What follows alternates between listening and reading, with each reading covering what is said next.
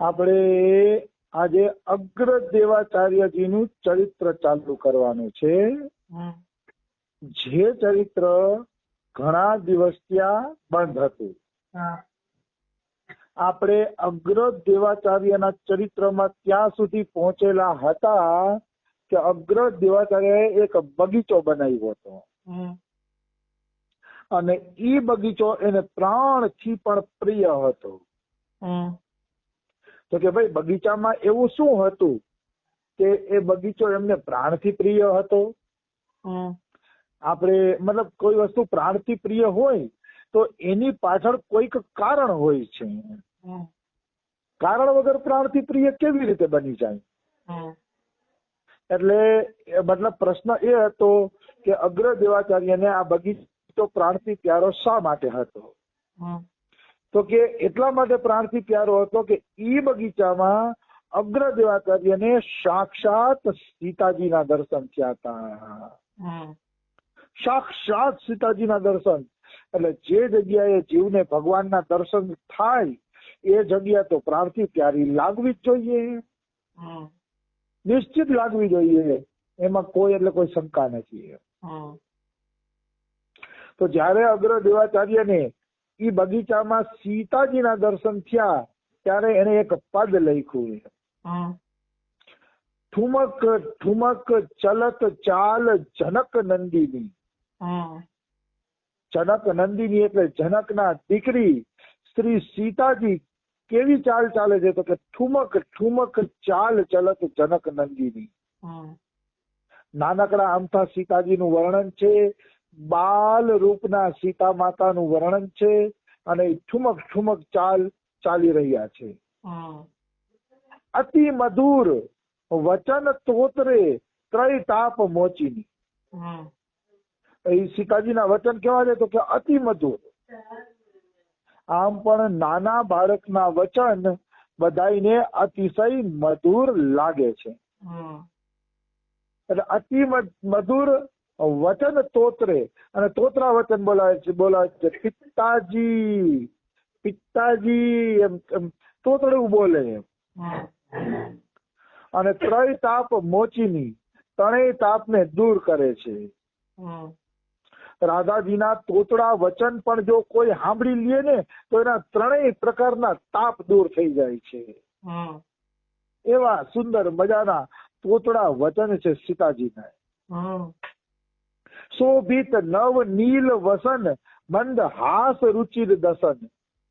ઈ નીલાંબર કલરની સાડી પહેરીને બેઠા છે અને નીલાંબરની સાડી એમના શરીર ઉપર શોભે છે. મંદ હાસ, મંદ મંદ એનું હાસ્ય છે અને દાંતની પંક્તિઓ પણ સુંદર છે. જલકત ઉર માલ સકલ દેવ વંદિની. અને હૃદય ઉપર એને ફૂલની માળા પહેરેલી છે. એ ફૂલની માળા એવી લાગે છે કે આખી સકલ દેવ નંદીજી એટલે દેવતાઓની બધી સ્ત્રી ને જાણે એમાંથી પ્રકાશ મળતો હોય ને એવી સુંદર એની માળા છે સીતાજીની. નુપુર પગ બાજત માનો સામ વેદ કરત ગાન. અને સીતાજીના પગના ઝાંઝર વાગે છે. તો ઝાંઝર એવી સરસ રીતે વાગે છે કે એવું લાગે કે જાણે કોઈ બ્રાહ્મણ લોકો સામ વેદના મંત્ર બોલતા હોય. એવા સરસ મજાના સીતાજીના પગમાં ઝાંઝર વાગે છે. અનંત કોટી નમ્ર અનંત કોટી નાદ મંજુ નુપુરાર વસ્કલત. રાધાજી માટે કહેવાનું છે કે એના નુપુર ખનકે છે ને તેમાંથી અનંત પ્રકારનું સંગીત પ્રગટ થાય છે. રાધાજીના ઝાંઝરમાં એટલી તાકાત છે કે ઝાંઝર માંથી અનેક પ્રકારના અવાજો, રાગ રાગીણીઓ પ્રગટ થાય છે. ક્ષુદ્ર ઘંટી રુચિર નાદ ઉર આનંદિની. ક્ષુદ્ર ઘંટી એટલે કમરમાં એક ઘંટી બાંધી છે. કેળના કંદોરામાં સીતાજીના એક ઘંટડી બાંધી છે. એનો નાદ છે ઉર આનંદિની. ઉર એટલે હૃદયને આનંદથી ભરવા વાળો ઈ નાદ છે. મતલબ સીતાજી હાલે છે ત્યારે કેળની ઘંટડી ટન ટન ટન થાય છે તો સુંદર મજાનો અવાજ કરે છે. જગત માતુ સખીન સંગ બીરત બહત કર બહુ કરત રંગ. આમ સીતાજી જગત માતા છે. જગત માતા હોવા છતાં સખીઓ સાથે વિહાર કરી રહ્યા છે, ફરી રહ્યા છે સીતા માતા. શ્રી અગ્રદાસ નિરખત છબી ભાવ નિકંદની. અગ્રદાસ એમ કે હું આ છબીને નિરખું છું. એને જે બગીચો બનાવ્યો તો અગ્ર દેવાચાર્યજીએ, ઈ બગીચામાં સીતાજીની આવી છબી ઈ જોવે છે. એટલે કે શ્રી અગ્રદાસ નિરખત છબી ભવ નિકંદિની. એ છબી કેવી છે તો કે ભવ નિકંદિની, ભવસાગર નું નિકંદન કાઢવા વાળી છે. જયારે કોઈ સીતાજીની કે રાધા રાણીની કે એની છબીના દર્શન કરી લે છે તો એ ભવ નિકંદન છબી ભવ નિકંદિની છે, તમારા ભવસાગર ને તોડી નાખશે. પછી તમારે ભવસાગરમાં જવું પડશે નહીં, કારણ કે તમે ભગવાનની છબીના દર્શન કરી લીધા. એક વખત પણ ભગવાન જો હાચા ભાવથી હૃદયમાં આવી જાય, એક વખત પણ ભગવાનની ઝાંખી હૃદયમાં થઈ જાય તો એમ કહે જીવને સારૂપ્ય મુક્તિની પ્રાપ્તિ થાય છે. તો જે નિત્ય પ્રતિ ભગવાનની છબીને યાદ કરે છે, ભગવાનની મનોહર મૂર્તિને યાદ કરે છે, એ વ્યક્તિ ભવસાગર પાર થઈ જશે. એમાં હું શંકા છે? શંકા જ નથી, કોઈ સંશય નથી. જે ભગવાનનું સ્મરણ કરે છે, પછી ભલે ભગવાનની કોઈ પણ છબી હોય. દાખલા તરીકે પેલા મને કોઈ ફોટા મોકલાવું ત્યારે મને ભાલકા તીર્થની છબી ગમતી હે. ભગવાન પગ ઉપર પગ ચડાવીને સુતા છે ને પારથી તીર મારે છે. ભાલકા તીર્થની બહુ દિવ્ય છબી, બહુ ગમતી મને એ છબી. પછી રંગનાથ ભગવાનની છબી, શેષની સૈયા ઉપર વિષ્ણુ ભગવાન સુતા છે, મનમોહક છબી, બહુ ગમે આપણે એ છબી. છેલ્લે કૃષ્ણને એટલે રાખું છું કે કૃષ્ણની તો એવી કઈ છબી છે કે મનમોહક ન હોય. અધરમ મધુરમ વચનમ મધુરમ મધુરાધિપતે અખિલમ મધુરમ. કૃષ્ણનું બધું મધુર છે. કૃષ્ણનું બધું મધુર. કૃષ્ણ તો કોઈ પણ છબીમાં પ્યારા લાગે, કારણ કે મધુરતાની મૂર્તિ છે કૃષ્ણ. એટલે ગમે એના ઘરમાં મોબાઈલમાં પણ આપણે સૂત્ર ફોટા કે કઈ જોતા હોઈએ, એમાં કૃષ્ણનો ફોટો હોય તો કોઈ પણ રીતે ગમે એ રીતે હોય પણ મનમોહક જરૂર હોય છે. આવી વસ્તુ છે. તો શ્રી અગ્રદેવાચાર્યને એ બાગમાં સાક્ષાત સીતાજીના દર્શન થયા. એટલે તેજીથી જ અગ્રદેવાચાર્યએ એક ભાવ બનાવી લીધો કે આ બાગમાં મારા પ્રિયતમ વિહાર કરવા આવે છે, સીતારામજી વિહાર કરવા આવે છે. એટલે હવે આ બગીચાની બધી સેવા હું મારા હાથે કરી. એટલું વહેલું નથી હો. મોટો બગીચો હોય ને એને વાળવો તોડવો ચોખ્ખો કરવો ના તેની કઈ એટલું વહેલું નથી. બહુ કઠિન છે. તો બધી સેવા અગ્રદેવાચાર્ય બગીચાની હાથે કરતા, કચરા પણ હાથેથી કાઢતા. એટલે નાભાજીએ લખ્યું છે સુહાથ કૃત કરત, મતલબ પોતાના હાથેથી જ બધા કર્મ કરતા અગ્રદેવાચાર્યજી. બીજા કોઈને એ આધાર રૂપે લેતા નહીં, અને પોતાના હાથે કર્મો કરી અને એને બધાને દેખાડી દીધું કે બધાય કર્મ આપણા હાથે જ કરવા જોઈએ. કોઈની સેવા બીજાને આપવી જોઈએ નહીં. જેટલા આચાર્યો થયા છે, જેટલા સંતો થયા છે, એને જીવનમાં આ જ શિક્ષા આપી છે. આ એક જ શિક્ષા આપીને ગયા છે કે સાચી ભક્તિ કરવી હોય તો બધી સેવા તમારા હાથે કરવી. હાથે સાથે મનુષ્ય જો હાથે સેવા કરતા નહીં શીખે તો બેકાર છે. એટલે સેવા હાથેથી કરવી જોઈએ. એટલા માટે જ અગ્રદેવાચાર્યજી આખા બગીચાની સેવા પોતાના હાથે કરતા.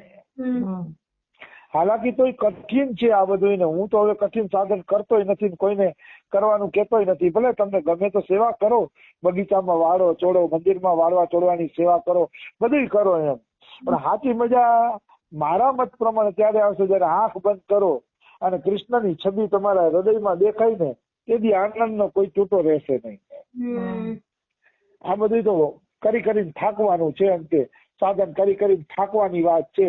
પછી તો બેઠા બેઠા આંખ બંધ કરો ને કૃષ્ણનું ચિંતન થાય તો એનાથી ઉત્તમ બીજું એકેય નથી. આવી વસ્તુ છે. તો અગ્રદેવાચાર્યજી બધી સેવા હાથે કરતા. તો અહીંયા બે દ્રષ્ટાંત આપ્યા છે, બે ભક્તોના કે એ બધી સેવા પોતાના હાથે કરતા. એ બે ભક્તોના દ્રષ્ટાંતમાં એક દ્રષ્ટાંત છે અમરીશ રાજા. તો આપણે પેલા અમરીશ રાજાનું દૃષ્ટાંત લઈએ. અમરીશ રાજા ચક્રવર્તી રાજા હતા. અને ચક્રવર્તી રાજા કોને કહેવાય સાંભળશો તો તમને એમ થશે કે આવડા મોટા થઈને આવડી સેવા કરતા નાની. ચક્રવર્તી રાજા આપણા પ્રાચીન યુગમાં એને કહેવામાં આવતો કે જેનું આખી પૃથ્વી ઉપર શાસન હોય.